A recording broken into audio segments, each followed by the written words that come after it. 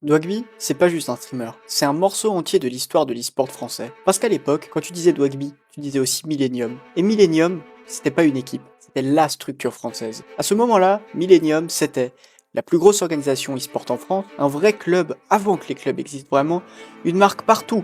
LoL, COD, StarCraft 2 et surtout Millennium TV. Une web TV qui a littéralement éduqué une génération entière.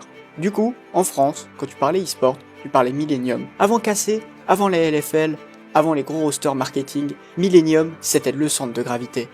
Et Dwagby dans tout ça, il représentait quoi sur League of Legends? Déjà, il était connu pour être capitaine, un vrai leader vocal, le mec qui fait les calls. Et c'est important de comprendre le contexte. À cette époque-là, il n'y avait pas de staff monstrueux, pas d'analystes partout, pas de coach comme aujourd'hui. Les décisions en jeu, c'était la différence entre gagner et disparaître. Et Dwagby, c'était aussi un style, plus agressif, plus bagarre, plus show. Parce qu'au fond, Millennium, c'était un mélange unique, team pro, médias, communauté, prestige. Et Dwagby, c'était le visage de LoL de cette époque. En vrai, il n'a pas juste joué, il a aidé à construire la scène.